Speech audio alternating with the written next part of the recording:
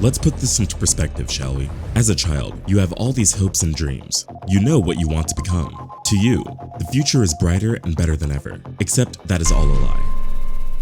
You told your parents, friends, and everyone who means something to you what you want to do in life. Maybe you wanted to be a writer, a painter, an engineer, or whatever. But thanks to their insensitive reactions and constant shaming, you gave up on your dreams. You've seen the previous generation graduating into recession, struggling with foreign labor, and spending their whole lives saving as much money as they can. Your dream and passion made you creative. It made you unique. But now that you've given it all up, you have no creativity anymore, no purpose. All you see is just this monotonous grind. So then you figured out you wanted to be financially independent, so you don't have to worry about what you can and can't have. And what's next? Now you gotta compete with AI, not just foreign labor and lack of purpose, but actual technology made to be better than you, better than any human, better than anything you can achieve in life. In an economy where young people can't even buy a house, most of us don't even get to play that game, become financially independent, raise a family, get that dream job. That's because there is no certainty anymore, no safety, no security. So where does that leave you? Many are trying to push hard and live up to people's expectations to get into college. But not even that will guarantee you a nice salary, but it will definitely leave you more in debt. Not to even mention the school system, which has remained the same since the Industrial Revolution. Our schools are not capable of creating workers who can survive in this volatile economy. Students are still required to do menial tasks that AI can do a million times better. So now we are calling Gen Z the Generation Quit. They are like the 90s child you never wanted. They are brutal critics when it comes to beauty trends, sexism, racism, gender equality, TikTok challenges, and social media influence. And yet, they hypocritically do it themselves. They stand by their cruelty with everything they post online and do in life. They've become so detached, uninterested, and cynical to the point where even the impact of love and dating has become obscured. They are addicted to the internet, to likes, comments, and views, and they will do anything to go viral. Dignity, humility, pride, self-respect, values, honor, all of that is thrown down the drain because there's no need for it. But should we all blame it on the younger generation? Hey you, take your cash, take your kilo, yes, yes, yes. Take your Ariane. Oh, thank you, Samantha, this is so cool. This is the kind of pattern we see over and over again. It's like a tradition to see older people talking badly about the younger generation, and the young talking critically of the old. Younger people have always been more self-centered and eager for change, eager for something exciting and new, while the older have always been more set in their ways and unwilling to change. That I understand. People want to think your generation has it right, to feel blessed that you've grown up in a good country where marriages mostly lasted and families spent their time together. The economy was good and the music was great, but today we see something different. We see multiple generations of boomers, Gen X, and millennials hating on Gen Z. By generation. They'd rather leave a company than actually address the conflict. And the frustration, the struggle, the memes of older generations trying to manage and trying to cope with Gen Zs is really just the beginning. All of this comes from just the handful of Gen Zs old enough to work today. Does that mean that Gen Z is doomed? Well, one thing is for sure, Gen Z is aging fast and slowly giving up. And there are statistics to back that up. First of all, Gen Z has a long-standing mental health crisis. Here's what the younger generation is thinking. Boomers had a future. Gen X had a future. Millennials were at least promised a future. Gen Z had none of that. The rent keeps going up. Jobs are paying less. Climate change is destroying the planet. Homelessness and squalid living are in an actual crisis. Tons of friends on social media, but no one there in real life. Countless affairs, but no true love. Not to mention Corona and the aftermath, the list goes on. About 70% of teenagers across all races, genders, and income levels say that depression and anxiety are a huge problem among their peers. Some are even calling Gen Z the most depressed generation. Generation Z, there's an overwhelming amount of data about how they're the most depressed generation, right? Like, is there any one reason? No. The thing is, boomers, Gen X, and millennials think that Gen Z are just snowflakes, pretentious and bitter. They say Gen Z has no respect for the elderly, lacks moral values to an extent they've never seen before, and gets offended by everything. They look at the world through rose-tinted glasses. That's because if you talk with Gen X, they would say their future was far from perfect. Ever since they became an adult, they saw stock markets crash, housing crises, and leftover debt from their boomer parents, living paycheck to paycheck. I mean, not everyone was blessed to live in these huge houses, drive fancy cars, and buy designer clothing. So, what's the deal with this mental health crisis that Gen Z is suffering from? Well, social media, for one, has ruined a generation. It has made anything and everything available to the masses, things that the older generation couldn't even imagine seeing years ago. Gen Z has become so aware of wars, pillaging, and the abuse of the natural world for profit, to the point where many are jealous of the peaceful ignorance and bliss that the older generations had. Take school shootings, for example. They have scarred the American population. I'm not talking about 1 or 3, I'm talking about hundreds. Almost 350 school shooting incidents have happened across the United States just in 2023. That means that the US has nearly 1 incident every single day on average. The country saw the highest total shooting incidents on record since 1966. Many people have been killed or wounded. Others have to deal with the mental trauma for the rest of their lives. But there is more. It has become downright impossible to get a higher paying job. It even pays a lot less to switch a job right now than to stick with an old one. Inflation skyrocketed after COVID, and a lot of people are having a hard time making ends meet. For example, in 2022, Black people made up 20% of the population in poverty, but just 13.5% of the total population. That right there is a record low poverty rate. Compared to other minorities, Black people are second most likely to deal with poverty, as 21% are living under the poverty threshold. The Native Americans take the #1 spot at 25%. That means a lot of Gen Z are living in families who can't afford housing, healthcare, and other necessities. At the height of inflation, many new hires expected they would get better salaries, or at least some sign-on bonuses. Well, that didn't happen either. The year-over-year pay growth has plummeted, and in September 2022, it reached 2.9%. He is pissed at us boomers, and I can't say that I blame them.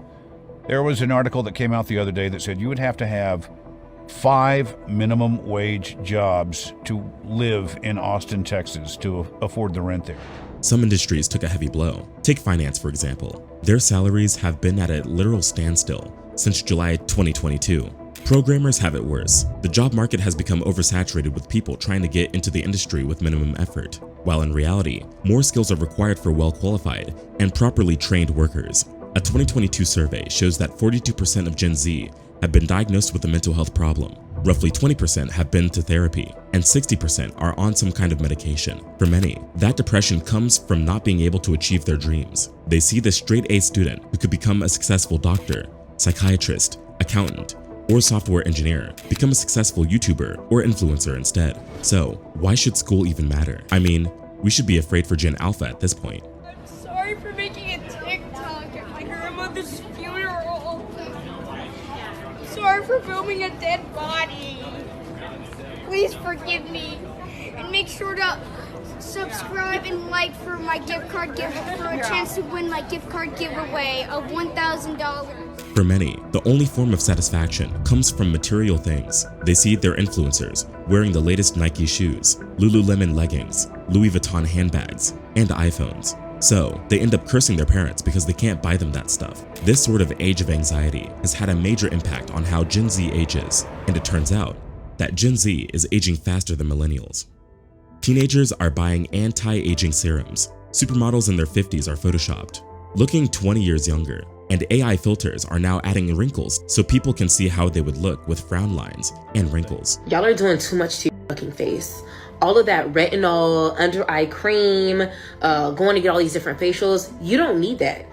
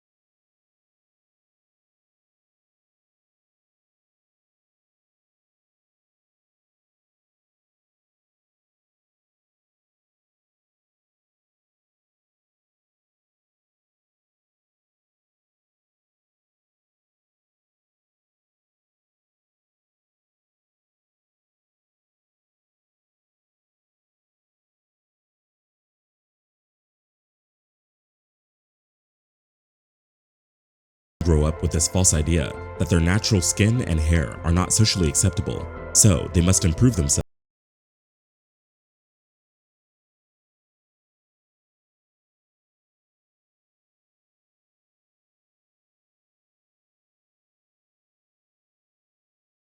Not leave the house without it. They don't feel comfortable in places where it is best to be bare-faced, like a beach, pool, or the gym. It shouldn't come as a surprise that a generation who grew up on social media in the era of Facetune, fillers, and Botox would practically hate every natural sign of aging. But beauty trends are not the only thing that makes Gen Z age faster. Stress has a huge role to play.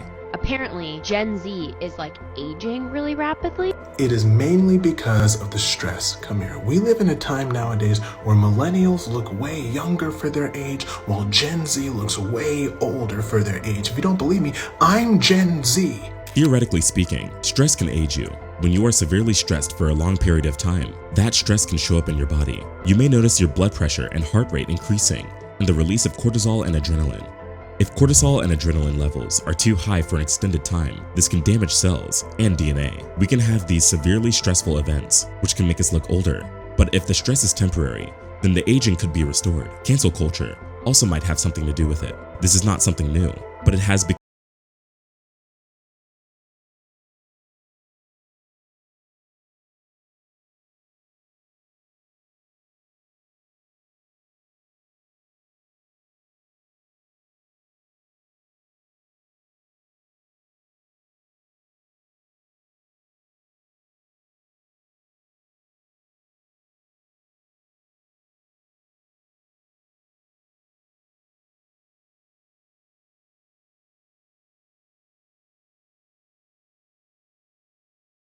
on cancel culture, like hashtag Fridays for Future, hashtag MeToo, hashtag Stop Asian Hate, and hashtag Black Lives Matter. The woke culture has just become too toxic.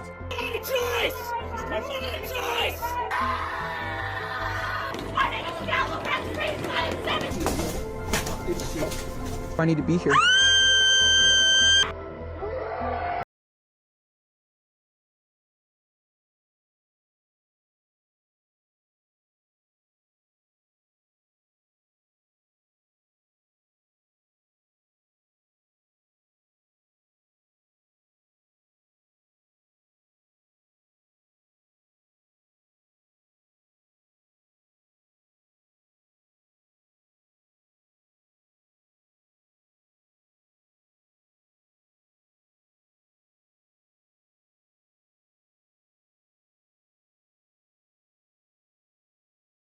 The entertainment industry trying to get as much representation as they can. Hollywood knows money is to be made here, so now they are overcompensating.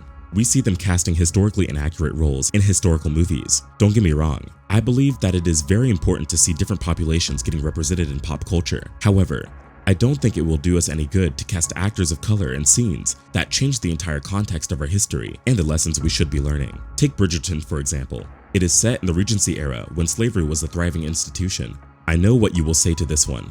This is a reimagined historical period with better representation. People shouldn't be getting their history lessons from TV shows and movies, but they do because they are fun. People will learn from it when you spread that idea or concept across a wide population, and when that idea becomes the norm, it can influence an entire generation. Well, stress isn't the only thing making Gen Z age faster. Food also has a lot to do with it. The third thing that likely has promoted accelerated aging in Gen Z is the health halo of snack foods. Food marketers are using a ton of traps against us. They use healthy promises to distract us from the truth behind the label. Take front of pack nutrition labeling, for example. It's sort of like a mini ad to get you to buy the food. It includes claims like good source of, gluten-free, all natural, or made with real. Some are regulated, others are not, but they all want to create that health halo effect, and it is working. Here's what happens. People believe that meals that look healthier have fewer calories. They think that if you are eating at Subway, you are getting fewer calories than at McDonald's, mainly because the food at Subway has more green in it, but that is absolutely not true. Once you see a label that says organic, you automatically think the food is less processed, when in reality, there are a ton of ultra-processed foods that are labeled as organic. Reese's, for example, sells an organic peanut butter chocolate chip that has 13 grams of sugar per serving. Its non-organic counterpart has less than 22 grams. but that's still more than 1/3 of the daily recommended sugar intake. At the end of the day, gluten-free cookies are still cookies, and candy is candy. Just because something is organic, gluten-free, or natural doesn't mean you can eat it as much as you want. Foods high in trans fats constrict the blood vessels and arteries. The more you eat them, the bigger the odds of them decreasing the blood supply to your skin. Therefore, you are more likely to experience premature signs of aging, like wrinkles and fine lines. Then there's vaping. Oh, don't make me get started on that one. According to recent statistics, Gen Z is hooked on vaping. As a matter of fact, 85% of high school smokers and 72% of those in middle school would rather vape than use smokeless tobacco or a classic cigarette.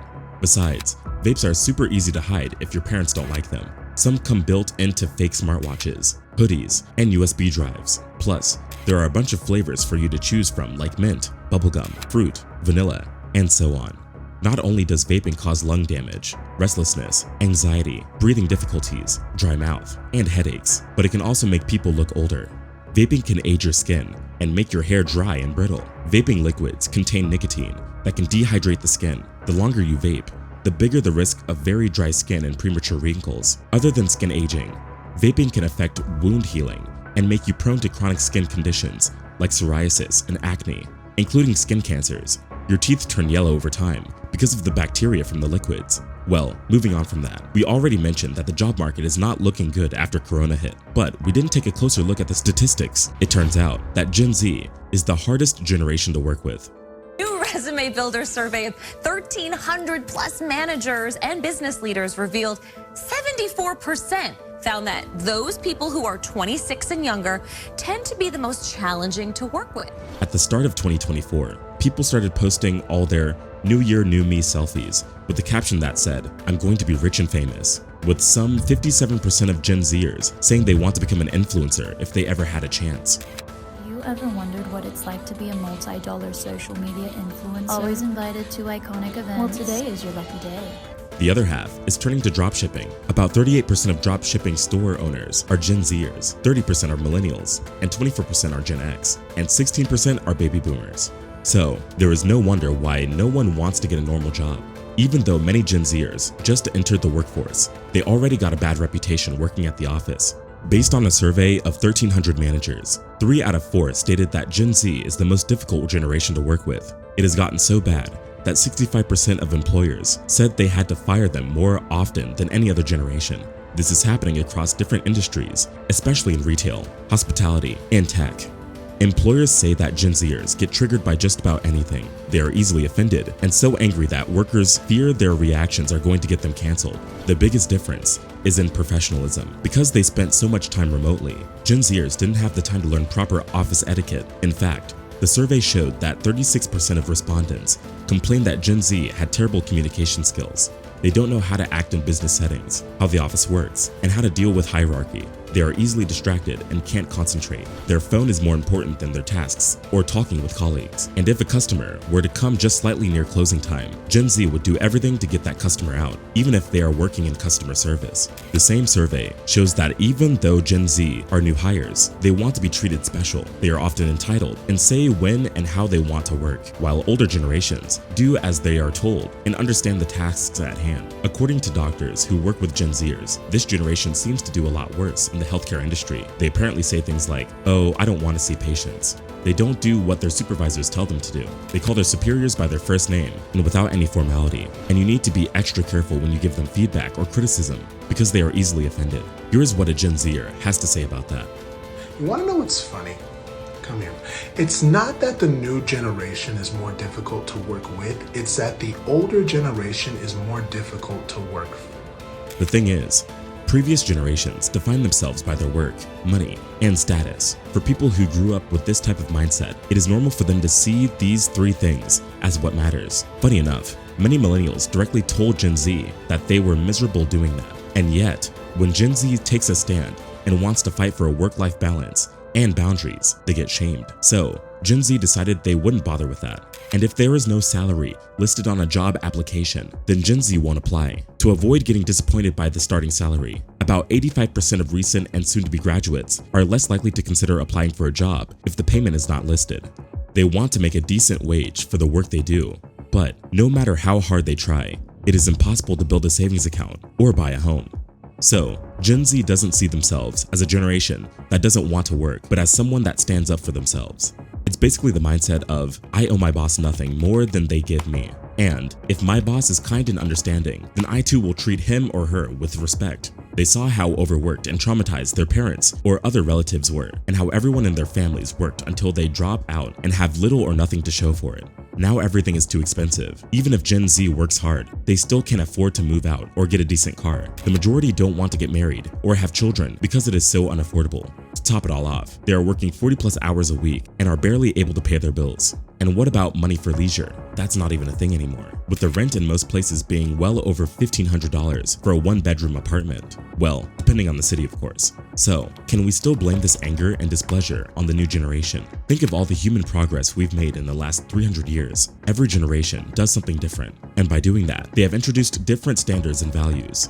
Look at antiquity, for example. Slavery was literally a part of everyday life, and no one questioned it because it made things easy. Today, you will find plenty of people who will argue that it is immoral. We will condemn it, but these are changes that took years to take hold. Every single one of us can deduce a moral code based on our personal experiences in life. If we grew up competing with other people to get what we want, then we will keep doing that same thing. If we live in a world where effort, skills, and knowledge are not valued, then we will assume that we are better off not trying. We will treat the world as it treats us. This is something we see on social media. Beauty standards have changed. Moral values, family, community, religion, everything is different. Values such as safety, compassion, and care are now more important than they were back in the 80s. The respect for authority has dwindled since the start of the 20th century, and the question of loyalty when it comes to romantic relationships is already quite rocky. So, my hope for Gen Z is that they will take this mess we have right now and make it much better. They should stop focusing on being someone else, like copying their favorite influencer or YouTuber, and remaining who they are. Whatever, whoever you are, stay that way. Stop comparing yourself to others. Focus on what you want. Polish your skills, master your art, and try to be the best version of yourself, no matter what everyone else thinks. Take the generations that grew up in the Great Depression. They fought hard to avoid ending up broke again, and with nothing. They built a strong and secure foundation for their families. I think that, in a sense, life goes in cycles. We will get pushed down time and time again, but we are always going to get back up. Every generation has the chance to build a stronger and more successful future, and I think young people have the chance to do as well. Thank you for watching. See you next time.